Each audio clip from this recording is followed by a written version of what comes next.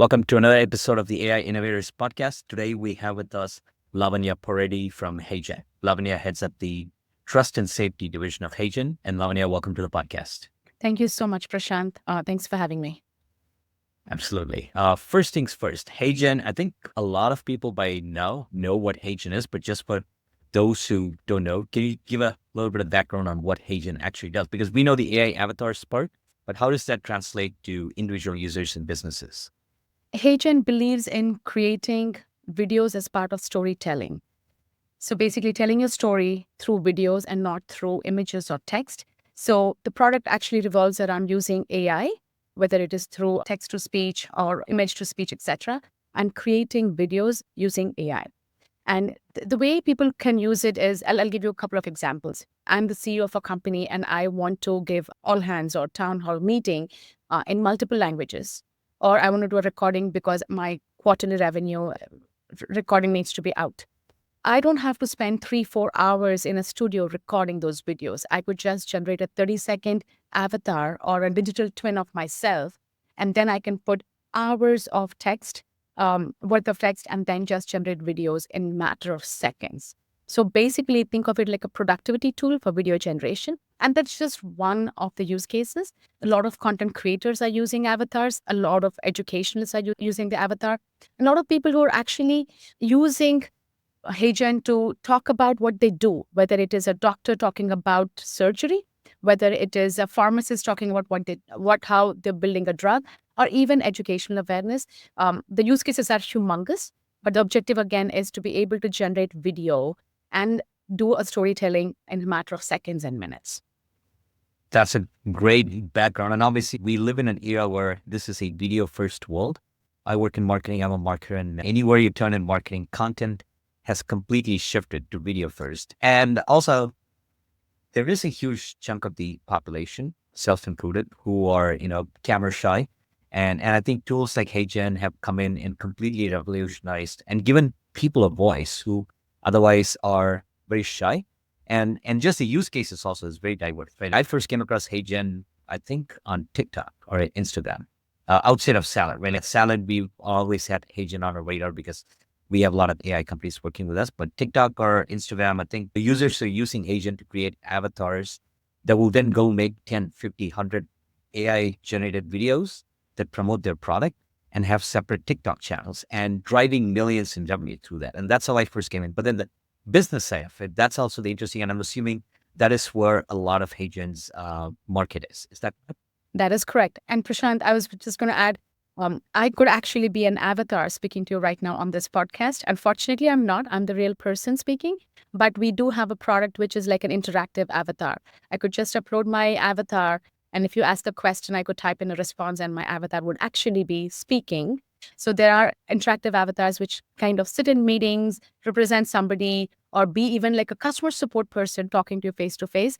So innovation is at its peak at HeyGen. And the engineers are just going crazy with all the innovation. And that's where I come in to make sure that what we're doing is ethically correct, scalable, and it's really doing the good that we set out to do. But you're absolutely right. Anyone and everyone across the globe, we support over 200 languages, can use it. And I wish I could be that avatar with you, but I really wanted to have a personal conversation and I wanted you to really experience me rather than my avatar. That's interesting that sometimes I think there have been podcasts. I think one of the more famous one is two HeyGen avatars just interviewing each other on a podcast. And we've all seen that by now. And even here at Salad, I think one of the podcast episodes that we did before where we couldn't really make the episode because, there was a storm going on. And so we just sent the questions to the presenter and then had an avatar then ask the questions and then seamlessly blended it in. Right. And in a video first world, having an avatar of yourself, back in the days, we've seen this in science fiction movies where, they have these screens where avatars are speaking. And now I think that fiction has become reality now. Correct. While we're talking about productivity, while we're talking about avatars, there's always a fine line we have to walk to make sure that it's still authentic, it's real, and it is trustworthy. Because that's where the rubber really hits the road for AI products in general and HeyGen in particular is where do you draw a line to really build that trust, build a platform that is safe for everyone to use, trust and safety. See how I baked that in. But basically, yes, there's room for so much of productivity work, reducing cost, increasing our velocity of doing things. No rain or storm can stop us from doing what we're doing. I cannot make it, but my avatar will be there. Yet, making sure that it is real. There is no deep fake in it. There's no impersonation and inauthentic behavior. That is where we push the envelope and make it really believable and honest. I'm glad you touched on trust and safety because that's the topic of today's podcast. And I want to take a step back and just ask you, how did you get started in trust and safety? Because that is not a career or a background that readily apparent to a lot of folks. But in the AI era, it has become real that trust and safety is at the forefront of every AI technology out there. How do you even get started in trust and safety? Apart from having a job of a mother, which is the most thankless job ever, I think, the other next most thankless job that I've taken is the job in trust and safety. That's all I can start off with, like the goodness of being a parent and always making sure that the child is doing the right thing, even at the cost of nudging them, even at the cost of invoking their anger. Yet we continue to do what we do as parents. Trust and safety is no different. I'm just drawing an analogy, nothing against other people, but it's the goodness at the heart, yet the ability to strictly and sternly say what we have to do, what is the right thing to do for the betterment of the community. My journey on this one started in 2017 when I joined Meta.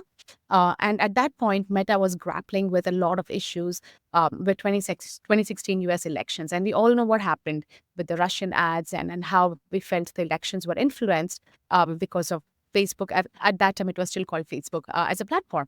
And I wanted to be at the crux of what Meta was fighting at that time and say, how can I make a difference? How can I really pivot the way we're doing things? And I joined the trust and safety team. And under that, it is about e-commerce, civic policies, as well as community operations, which basically talks about, let's say, suicide and self-harm. How do we look at the content? We look at scams and spams and all of that. So any harm that actually touches our platforms or products like Facebook, Instagram, and WhatsApp, I wanted to be there, and I started my journey with that. And it has been 8 years now, and the journey has actually just only taken off at various levels. From Meta, I actually was part of that team when we did 2020 elections, and we all know how that went. I know we are now 2024 past 2024 elections, but it feels like yesterday, the efforts that were made by all of the platforms, included Meta, on fighting election integrity. And I brought some of that experience to HeyGen last year when we did 2024 elections, and I'll get into that. But after that, I was VP of Community Operations, leading trust and safety and customer success for Match Group, dating company. And I supported their brands, working with how do we identify abuse, identify bullying and harassment, even IRL abuse, and kind of having those policies, making sure that our profiles were authenticated, doing selfie verification, stuff like that. Again, account verification. Everything actually comes under part of trust and safety. People just assume trust and safety is content moderation. It's much more than that. Even a payment will come under trust and safety. And then eventually I moved on again, picked up a role with HeyGen. It's been 8-9 months now. And I wanted to be part of the AI revolution, to see how AI policies and acts can be beneficial and again used in the spirit of AI for good. And HeyGen, actually, when they approached me with this job, I really was second guessing myself, because I am somebody who day in and day out is thinking about deepfake and how AI actually is causing that harm. I was trying to collaborate with Salesforce and Microsoft, writing their election policies and oversight board, and working with the likes of YouTube on how do we flag a content as AI. And then this company comes along saying that we want you to help us fight deepfake. And I'm like, wait, but aren't you generating videos? And that would be really deepfake. So for me, it felt like I was swimming against the tide. You know how that salmon is swimming against the tide? I'm like, I want to take up this challenge. And this product at that point was also supported by Vijaya Gadde. If you remember her, she was the head of legal counsel at Twitter. She was part of the panel interviewing me, and I had this really kid in a candy store, like a girl crush moment, because I really, really admired her. And I'm like, if Vijaya is behind this product, I want to be behind this product. And that's how I joined HeyGen. And it has been immensely humbling and fulfilling since then. Got it. That is a fascinating background. And it almost seems like everywhere you've been through your career in the last 8, 9 years, you're actually part of making sure that the internet is a good place. It's a safe place. And the sort of work that goes in for the average user, people like me, we don't really see when you go with the social media era, it almost seems like what's the one thing that people say, the bad is always talked about more than the good. You can have 1,000 use cases, but one bad story comes along and then immediately the perception of your brand and the perception of your product completely switches. And so fighting against that, it's a tactical job. And we're all thankful that, there are people like you who are making sure that the internet's a safe place.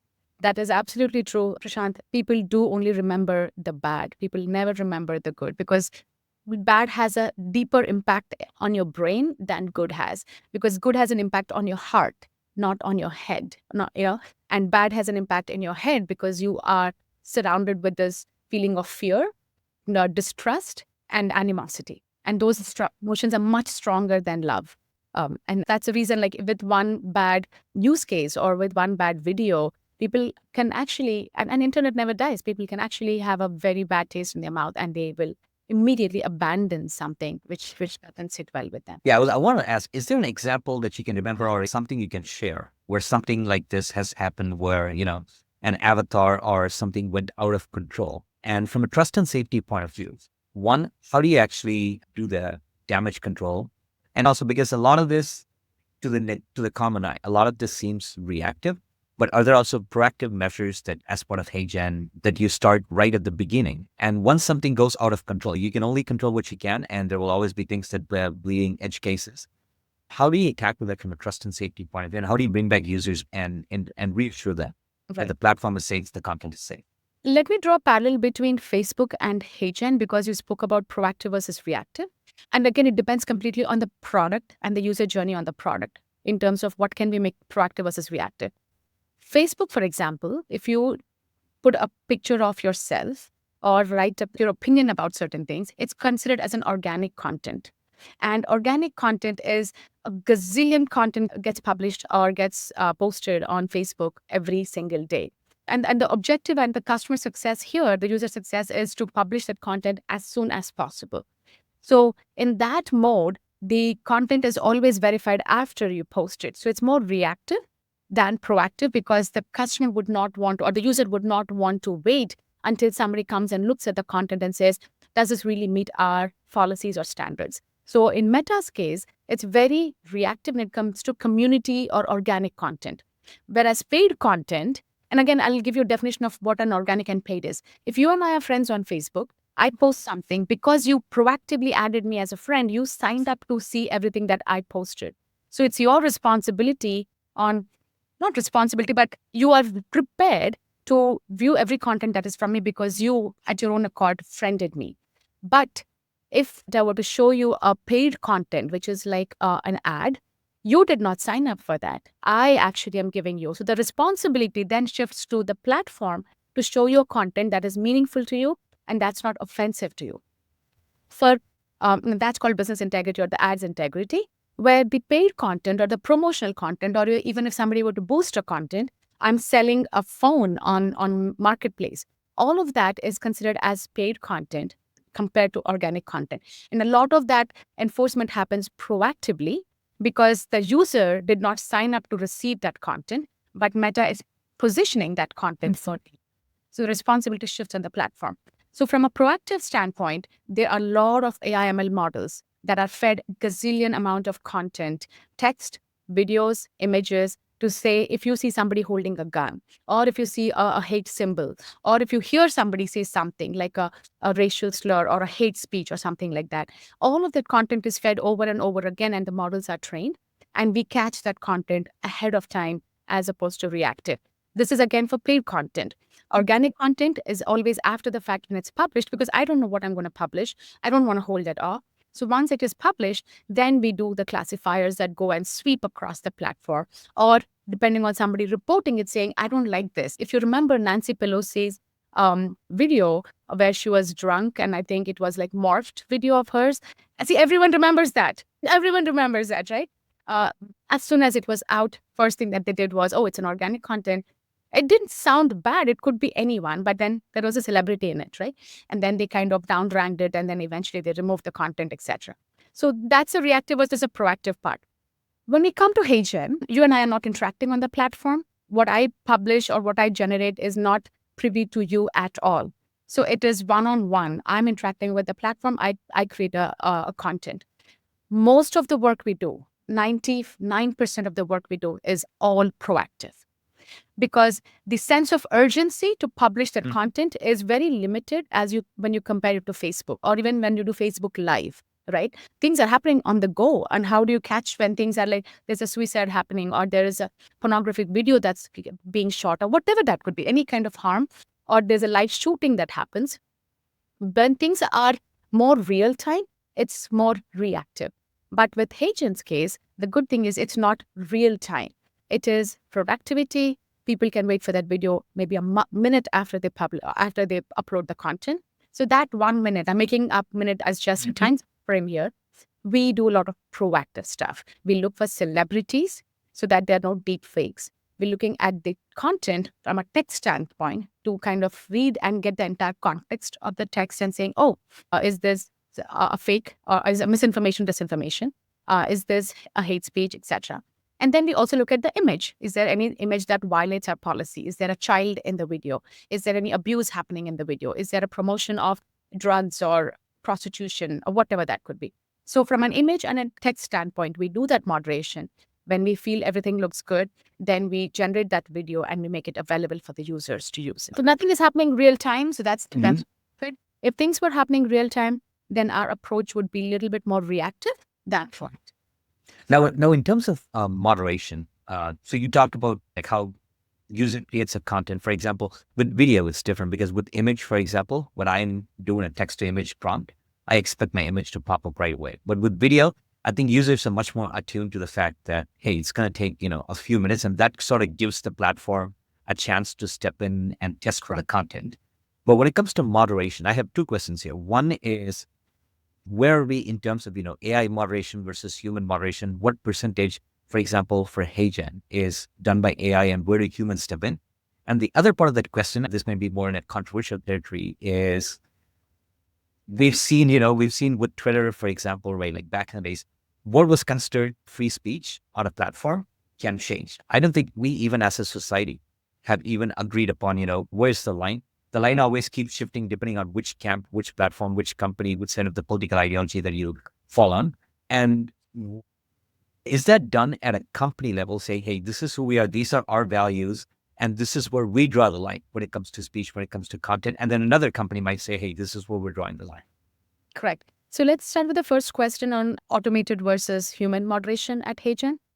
Every content, whether it is a generated avatar, which means, as you said, I can put in a text and I can generate an avatar and generate an image. From there to putting up a photo as an avatar, because I'm probably putting Isaac Newton's picture, and I want the storytelling to come through Isaac Newton because probably it's a science video, right? So it's a photo avatar or a generated avatar or my own private avatar, like my own image, or there are also public avatars that you can use. So everything starts with an avatar because somebody's telling the story.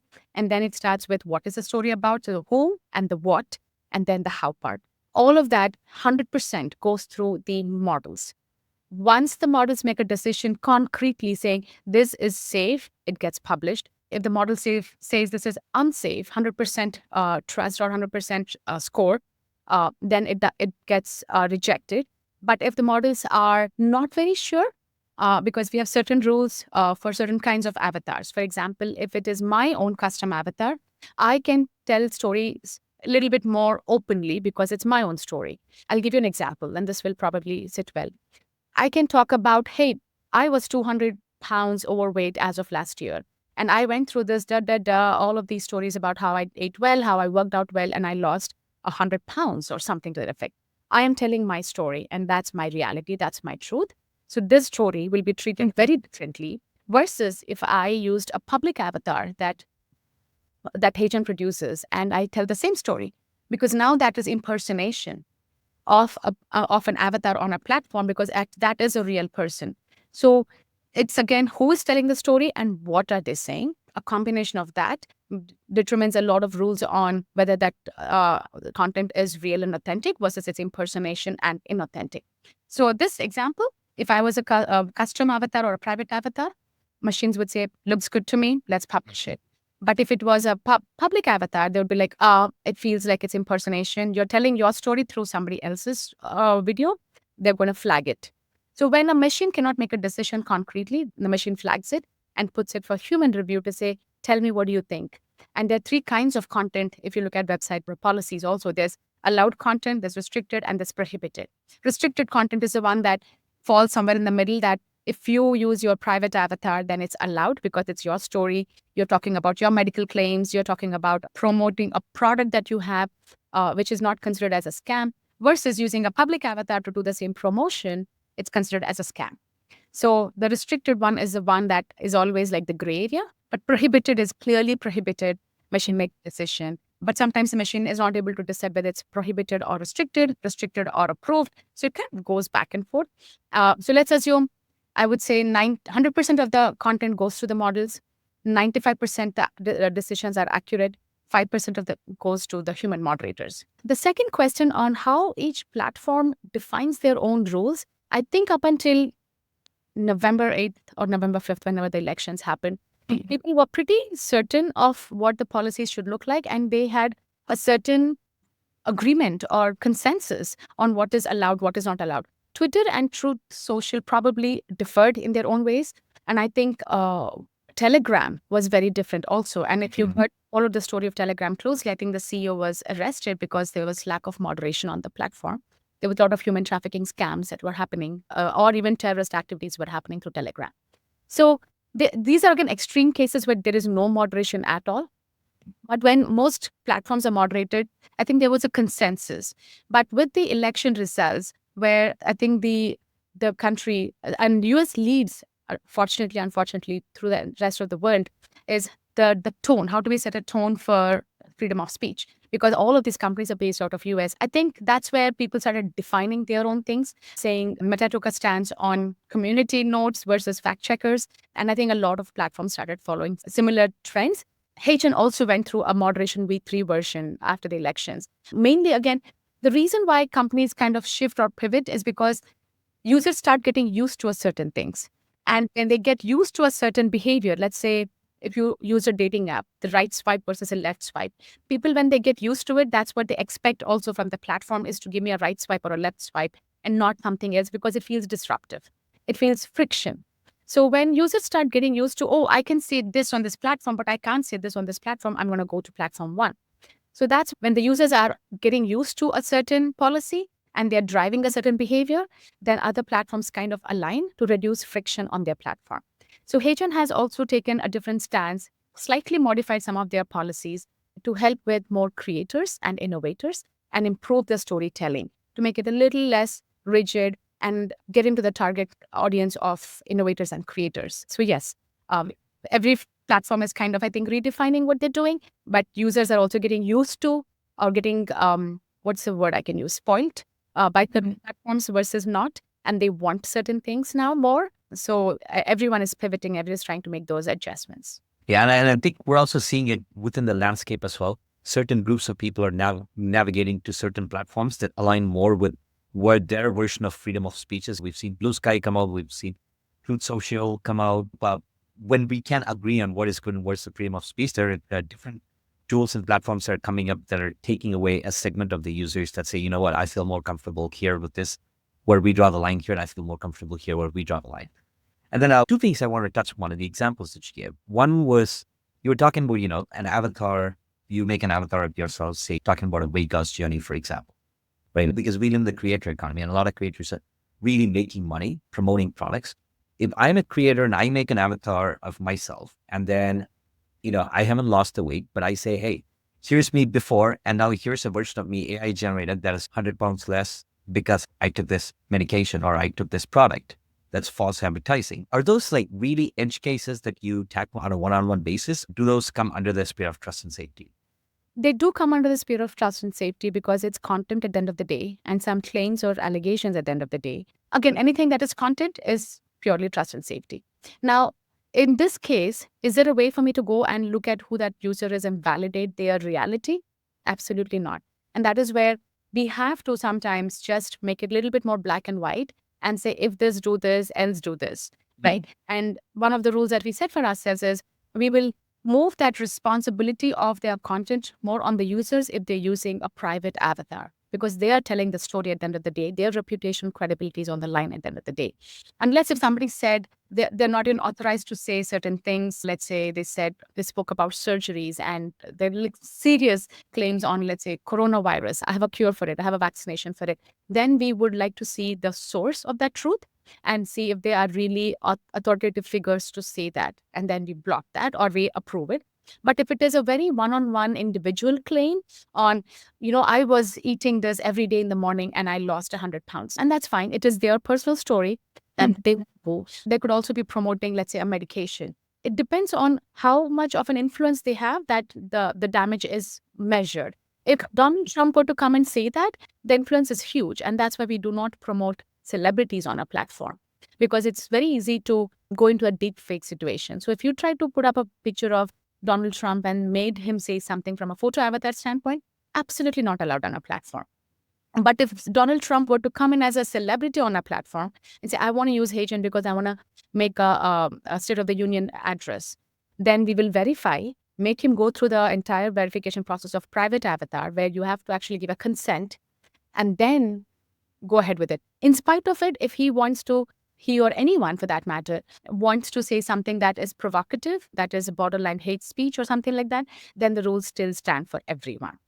Got it. Since you mentioned elections and politics, right? Let's talk about elections, the recent elections that just concluded, and also elections all around the world, because HeyGen is a universal product and can be used in any country, in any form of government. What are some of the unique challenges that, trust and safety you face with respect to AI? From an end user, it almost feels like you need a team of hundreds of people and AI models just looking through purely election as a use case. Have there been any unique challenges with respect to tackling politics that don't come into other areas?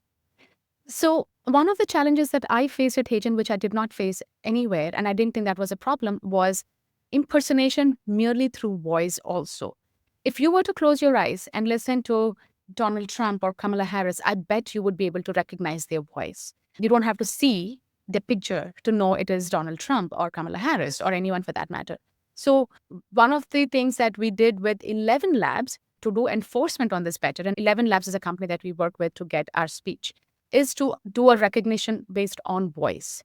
So even if there was my words or my picture, but the voice of Kamala Harris, we would catch it right away. Taylor Swift, we would catch it right away. In fact, that was the first time I was paying close attention to what Benjamin Netanyahu sounded like, right? Because the war is happening. What Zelensky sounded like, Xi Jinping. So I'm just giving these big names because we caught a lot of the content with their voices. So the first check is on the voice. Second check is on the text itself. Like, are you promoting a certain political party over the other if they're pushing some agenda? And third thing, of course, was the image. Like, who is speaking? Who is speaking? What are they speaking? And in what tone are they speaking? All of that was broken down, and we were looking at each of those in silo, combined together, and then saying, yep, this is a violation of our political policies. But we had great partners like 11 Labs who also stepped up and said, we are going to catch all celebrity voices. So there was actually a video of Taylor Swift I think it was at a graduation ceremony, and she was speaking, and they used that video to translate to multiple languages, because one of the things HeyGen can do is translate into languages very easily. And it look as if Taylor is speaking in Spanish or in Mandarin seamlessly, right? Even the lip movement and everything. But because it was Taylor Swift, we stopped it. So that's exactly what happened with the election is we looked at thousands of political figures across multiple countries, because elections were happening in multiple places. 2024 was a big year, and the focus obviously was in US. But that's what first thing we did was we loaded all celebrity pictures. In fact, I'll give you one example. There was this person, there were multiple people, but this one comes to my mind, who tried to assassinate Donald Trump in a rally. The moment his picture was released, the first thing I woke up, I saw was his picture was released. I put that picture in HeyGen's database. And you won't believe, within an hour, there were at least 100 videos that were generated with the same image, and we were able to stop it. You could push any Mhm. agenda with that image of that person saying, I wanted to do this because this was my agenda, or I was avenging something, or whatever that statement could look like. That is how fast we have to move, because harm is something that happens every single day. No matter what we do, whatever we try, we cannot be ahead of the curve. Same thing happened with the person who killed United Healthcare CEO. And as his picture came up, we were like, let's put the picture. It's the picture and the voice that can be devastating. But in these two cases, nobody really would care about the voice because they're not celebrities, but pictures, yes. Actually, yeah. We went to an extent of not just stopping at the video or that the image and the text content, but we also went to the voice component of it, because voices of these political figures are more powerful than images sometimes. Mhm. We're all listening to radios and podcasts and everything, so we know what they sound like. Yeah, I love the real world examples. And it almost seems like, at least, in your role and anyone within trust and safety, you have to be working 24/7 round the clock. And are there also tools, for example, within HeyGen where, you brought in AI to sort of monitor the news and say, for example, you wake up, you see the news, there's something that happens on the other end of the world, because that's frankly, yeah, the amount of content that comes out on the internet is staggering by Right. the minute. So are there also AI tools that are within HeyGen that can, actually track the news and say, hey, something's And you going said every viral, something that's happening in Vanuatu on the other side, something that's right. happening in Rwanda, things going viral, someone's picture, you upload it to a database, and then you need to come in and say, okay, yeah, that's safe. Let's take the flag down. Are Right. there tools like that on the market now, or is this still a very manual job? So we are not in the business of trust and safety. I'll just say, at the risk of sounding like that, we are in the business of video generation, which means our investment in trust and safety will be on tools that are already doing that job as their day job. So we vet those tools, we employ those tools, and we use those tools on a day-to-day basis. AWS Recognition is a wonderful platform where you see a lot of celebrity information already. So the smart thing to do is to not reinvent the wheel in-house, but to buy or plug and play with those products. So what HeyGen does is, yes, some of these things I like to do proactively in case AWS misses a beat on it, right? Because ultimately the harm comes to us and we have to fight that harm. So I ended up doing all of those, but our objective is to work with these tools, work with these companies, which are in the core business of generating or building these products, is to make sure that they are sticking to their SLAs. But again, because it's a passion for me, I matter what, I will check it no matter what, because I'd rather be safe than sorry. At HeyGen, will not be building this because, again, it's not the best use of our time and money is to build something that's been built and used and being used by multiple platforms. We are going to work closely with these people, with these tools, whether it is AWS Recognition, whether it's OpenAI, and make sure that they are up to speed and we keep continuously giving our feedback. And if there's escalation, what kind of escalations? If they change in policies, what kind of policies? So that we are working mainly with the source and fixing the source rather than fixing our product and doing some patchwork. So I really believe in stability, and that's why I work closely with those companies. Sure, that makes sense. Now, when it comes to trust and safety, at least for the layman, it doesn't seem like a tangible thing to measure and market, right? Like, for example, there's plenty of video AI avatar tools out there, and competing on features is one thing, but competing on trust and safety, when a business comes in and evaluates HeyGen against other platforms, how do you even differentiate trust and safety at HeyGen compared to, other competitors in the market? Right. We spoke about trust and safety with content and behavior in mind, but I'm going to step back and say trust and safety is also data privacy and user safety. So data security, data privacy, all of that also comes under trust and safety. When we work with our customers, the primary concern they have is on their data more than anything. Again, we are not a social platform, so we don't have to worry about scams and spams and stuff like that. The users are mainly concerned about, can I generate my content without my data being used by somebody else? Are you selling my data? I have intermingling of, is my avatar being used by somebody else? One question there, for example, when you say they're worried about their data, for example, in the previous example that you get, right, like a CEO doing, creating an avatar of themselves and then doing it in multiple languages. So then the CEO is worried about protection of their avatar, their voice, their image, likeness, and all of that. Correct. Got it. So that's the first question they'll ask is, who else can see my avatar? Who else can use my avatar? Who can see my data? If pharmaceutical companies are using HeyGen to build training material on the new medication that they're building, they want to make sure that nobody has access to that data. So trust and safety in this aspect, first concern would be to address the data privacy and data safety issues. So that's where it starts. The content part is very, very downstream for them. They're like, I know I'm going to be responsible. I'm just going to be talking about my product. I'm just going to talk about my company. I'm just going to be creating educational videos. I'm not worried about the content part. But of course, there are harmful actors who are going to use it for pornography and stuff like that. But the first step always is on data privacy, security. And that is why we are now GDPR compliant should any European partners want or enterprises want to use our product. The second thing about trust and safety, I love analogies. I'll give you another analogy. A cost center. We're not a revenue center in the true sense of it. Just like how marketing would be. Marketing, you cannot measure if I spend X amount of dollars on this campaign, really how much returns am I getting? But yet you cannot do without marketing because you have to get the word out there. And it's still considered as a cost center. I'm going to say that at the risk of all of my marketing friends, it's still a cost center, not a revenue center, because you really can't translate this dollar amount to a revenue. Similarly, trust and safety, if you don't have it, nobody's going to be in your party. Think of us like bouncers who will do ID verification, making sure that you are dressed appropriately for the party, you are on the guest list, and you're meeting all of our standards, and you get into the party. Once you're in the party, also, if there is any bad behavior, we will bounce you out of the party. For us, the most important thing is the party should go on.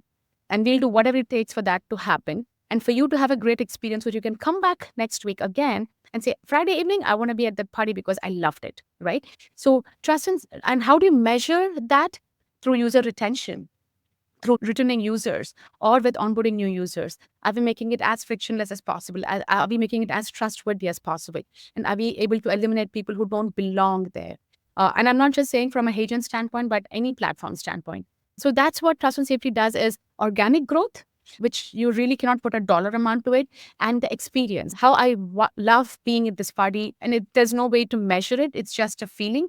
It's the same thing with trust and safety. I feel safe because I feel my data is being handled safely. I feel safe because I know the content is not going to be intermingled with somebody else. And I feel safe because I feel I have all the tools and technology to make me look good and make me deliver product that I want to.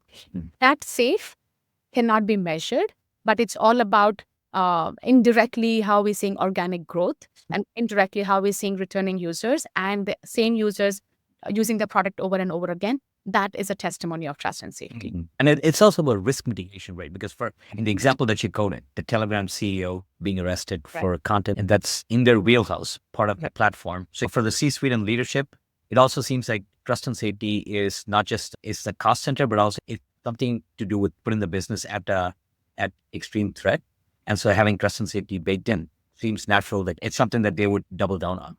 Absolutely. And given the competition in the market for AI-based products, Synthesia is our biggest competitors, I think it will be very ruthless competition, very merciless. And if we go wrong in one place, I don't think we'll be ever able to come back from that. We will perish, right? Because people have very low tolerance for errors at this today because there's so many products out there. How do you really differentiate yourself? And how do you really keep repeating that, what you're doing well, and say that we are best at what we do? So the error ratio and the scope to go wrong is very, very, very low, extremely low. And people will be all over you if you mess up one thing. And that is why elections 2024 was so critical. We were absolutely laying low, not trying to advertise the work that we were trying to do because we didn't want to jinx it. Or we didn't want that too much attention, like lying low on the radar and then kind of coming back and saying, we did this well. My personal belief is AI avatars and AI voice generators, AI avatars are all just a needed and necessary invention in the growing ecosystem of tech. But obviously, for the public eye, it's always the bad that outweighs the good and that gets the most press. Now, in terms of product itself, trust and safety, I would assume, butts heads with product innovation often, because it seems like trust and safety is the bad cop for product teams. How does that work? How do you navigate working with product teams and their desire for innovation and newer features and making sure that you're still bringing out features that are good for the business, good for the users, but making sure everything is trustworthy? I start off with understanding what products' goals and objectives are. I think a lot of these conflicts or lack of consensus comes when we don't understand each other's goals clearly. And I always keep telling my product team, I'm here to protect you and protect the product and protect the organization. When the intent is clarified, the how is always very tactical, in my opinion. Strategically, all you need to know is the what and the why. What is Lavanya trying to do here? Why is she trying to do here? Once that gets out of the way, the how part is very simple, and there's huge amount of collaboration that products want to do with me simply because they know I will make them look good. Because there are loopholes in what they do. Like when we were doing Gen AI generated avatar, where you, as I said, we could just put in something and it would generate an avatar. I could say, I want an avatar of a 20-year-old lady dressed in this and looks like this with this kind of a hair and whatever, right? And I showed them how we could easily generate celebrity images. And I could say, look like something, wearing like something, with this logo at the back, with the Ku Klux Klan wardrobe or the Hitler symbol and whatever it is. And I'm like, see, this is not what you want on the platform. So then they come around saying, let's put some enforcement and checks and balances on what kind of words that you can use. And in fact, even some profanity words, we don't need those words on our platform. So it's all about me telling them, I'm here to make you look good. Every team that I work with, I always talk about what and why I do and not about the how part. How can be done in humongous number of ways. But the what and the why, when it gets out of the way, how can I help? Those words are so magical, Prashant, and so powerful. People are just waiting to be told that or be said that. How can I help? So when I say, here's what you're doing and here are the policies, or here's what we want to enforce on. And when I say, how can I help? It comes with so many asks, and just collaborating and returning back that favor and building that pro bono kind of a work just takes it to the next level. So I have been very fortunate, I would say, being working with people who are reasonable, who are sensible, and who really understand why I do what I do and why it is so thankless and how it really impacts the user experience. I very much believe in transparent discussions and being very upfront and honest. That's a really powerful shift in thinking that I think a lot of people listening to the podcast will do well to take away from this. Now, I know we talked a lot about how people can misuse AI avatars and, the challenges of them. I want to focus on the good for a second. Are there any good, heartwarming uses of HeyGen that you've come across that made you step back and go, you know what? This is absolutely meaningful, the work that I do on a daily basis, aside from, the corporations and, the e-learning and the company-wise content creation aside. So there have been some use cases where those things have come directly to me. There was this kid who was trying to create a video for his grandfather's birthday, and they were like doing like a family video or something, but we do not allow underage kids on our platform. And that's just one of the things that when they sent back and that little kid said thank you to HeyGen and stuff like that.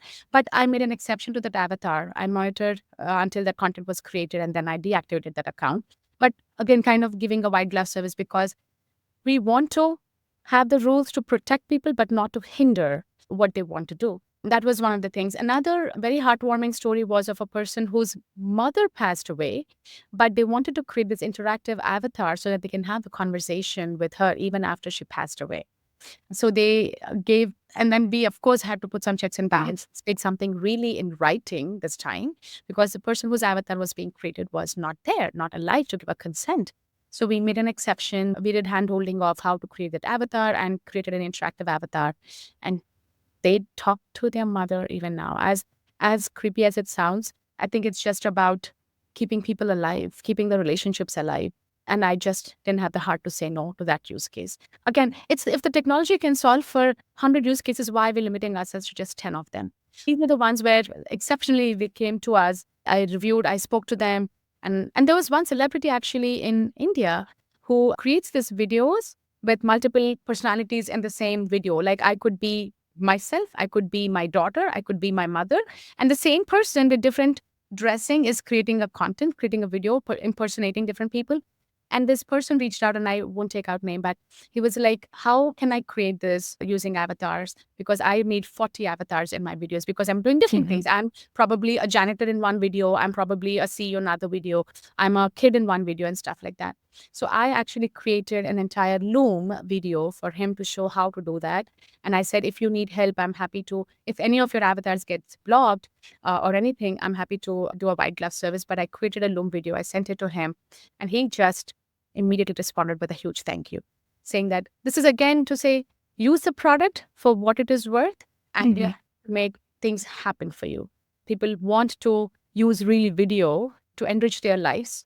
And whether it's celebrating things as a family and you're not able to be part of it, how can I be part of it? How can I create a content that is more meaningful to my viewers? And how can I keep people alive and make them still be part of my journey because I'm not ready to let them go? Those are some really beautiful examples. The last one that you said actually really hits home hard because my father passed away 2 months ago. I was in India for the last 6 months, and it was really hard time.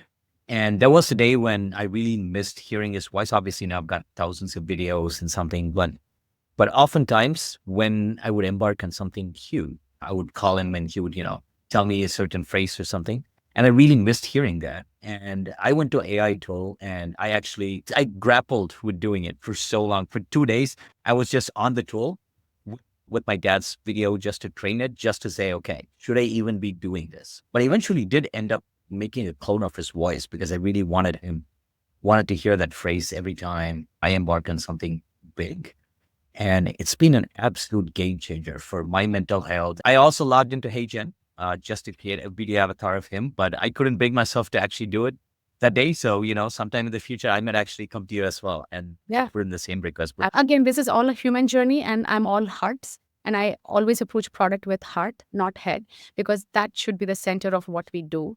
And yes, happy to help you, but I'm extremely sorry also to hear about your loss. We are never ready to let go of our parents. Yeah. And, Yeah. and there have been instances in my life when both my mom and dad, different occasions, I thought we lost them. We didn't. And that is the biggest blessing I have. And that really pivoted the way I looked at things. It happened in 2010. It's been 15 years. And I'm a completely different person, just grateful for what I have and that the fact that my mom is still around. I don't think I'll ever be ready to let go of my parents. Yeah. We're never ready to let go. One last question is, we're almost at a point where someone's into online identity. Your writing can be replicated. Your voice can be replicated. Your face, your emotions, pretty much everything we do online can be replicated and deepfaked. Sometimes, no matter how much we try, it feels like we're just trying to hold the dam from bursting open. Is there an end game here in terms of trust and safety where we say, for example, a platform like HeyGen, everyone who logs in has to digitally, you mentioned the bouncer checking IDs, right? Is there an end game there where anyone who interacts with an AI platform, like we have to digitally verify our ID, like a unique ID, picture of me with my driving license or a passport to actually gain access to the platform? I know there's a lot of friction, but Are we there yet? Will we ever be there? So again, I'll go back to what I was saying. It's not about the image. It's also about the text. The image could be clean, but I could be saying things that I shouldn't be saying. The image could be not clean, but I'm saying the right things. It's a combination of the two. So account verification only verify who they are, but it's not going to still stop them from saying what they want to say. So is there an end game to this? No. And we cannot assume that everyone is going to be super nice, everyone is going to be super harmless. That assumption itself is pretty flawed because if that was the case, police today would not have jobs. So we are the police. We will have the jobs as long as we feel there's always going to be harm. Proactive or reactive will always be there. There might not be any harm, but that still doesn't mean the police will not have a job because there may be something that will come up and I want somebody to help me at that time. So while we assume and we hope that there's always going to be good intent outside, there is no end game to this, just to be very brutally honest. We can curtail the who part, like who's coming and verify them, but we cannot prevent them from saying what they want to say. Anything can come out of their mouth and we still have to check those things and make sure that they're not spreading harm, whether it is inciting violence or being spreading hate speech and stuff like that. So there's no end game. The life has to go on, the game has to go on, and we still have to be alert at all times. Exactly. Yeah, that makes sense. See, here at Salad Cloud, we have many AI tools, text to image, text to video, text to voice, all running on our platform. And we've also kind of come to the same conclusion. Even though we have multiple barriers, at the end of the day, there are things that are out of our control. And the only thing we can do is proactively and reactively just remove that content. Just one last thing for everyone to know is ultimately answering the question, who's responsible for that content? Who's accountable for that content? How much of it falls on the platform? How much of it falls on the hosting company like Salad Cloud? Like, are you responsible for monitoring that content? At one point, I think Apple was dinged that they are allowing child abuse pictures on their phones. Like, but are they supposed to screen through each picture? Where are we drawing the line for privacy there, right? And how much of accountability falls on the user? So it's a trifactor thing there, and we really have to determine the streaming website platform versus the user versus the hosting and who's generating. There are multiple players, third-party processors like the 11 Labs and OpenAI. There are so many partners involved in creating one video.